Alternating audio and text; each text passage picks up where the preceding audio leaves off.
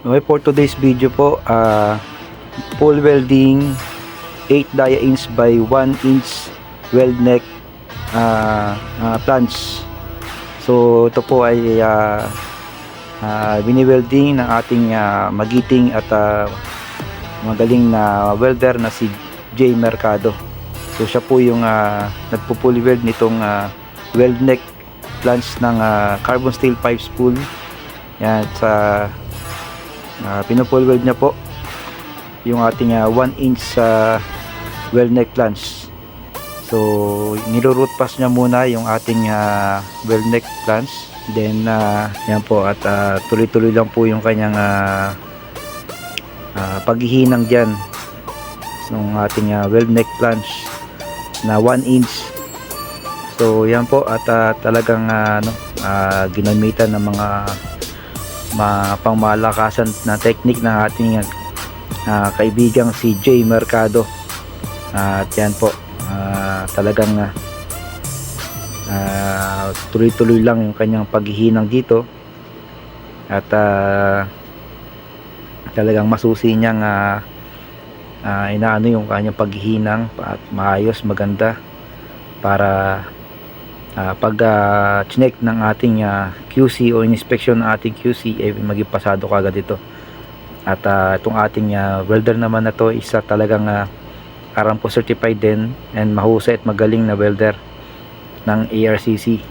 So lahat po ng mga welder natin ng ARCC ito talagang magagaling at masisipag, at hindi mo matatawaran yung kanilang dedikasyon sa kanilang trabaho. Talagang napakasisipag po nito, kahit sa kabila po ng matinding init at malamig o humid na panahon dito sa amin ngayon. So kayo na patong mula umaga at hanggang sa ngayong tanghali, talaga pong mararanasan nyo yung humid dito sa amin. Talagang na kahit nakaupo kayo o ano man ginagawa nyo, nakatigil lang kayo, talaga pong pagpapawisan kayo at talagang tutulo ang pawis nyo. So nasalo po dito sa loob ng kubol na pagkatrabaho ng ating mga welder. Kaya po sobrang init pa, dagdag pa yung hinihinang nila, yung init ng hinihinang nila na tubo. So yun po, at talagang ayan po, tuloy-tuloy lang yung paglalagay at pagpuhihinang ng ating kasamahan dito na welder na si Mr. J Mercado. Yan.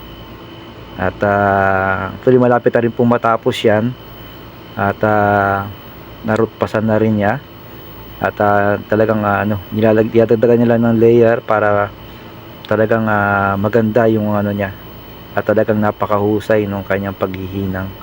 At makita mo yung sa galawan pa lang, alam mo na talagang mga veterano yung mga tumitira.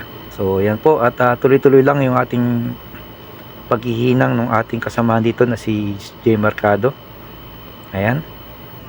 At ayan, papakita ko po sa inyo yung kanyang hinang. Ayan, hindi pa ho tapos yan, yung kabilang side.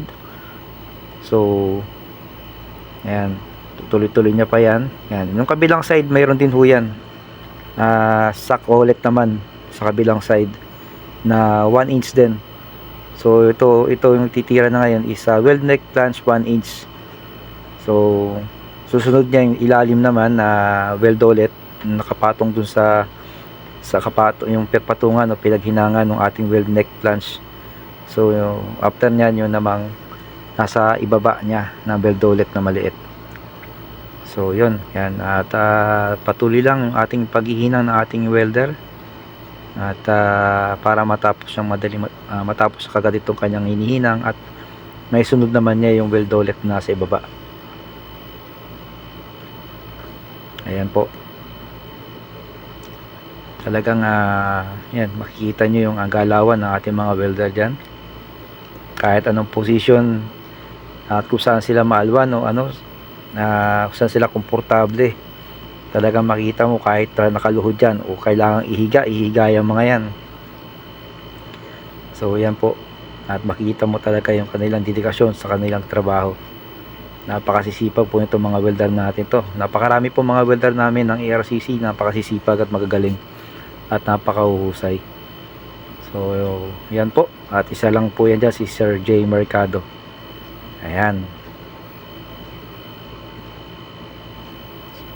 yun ayan po.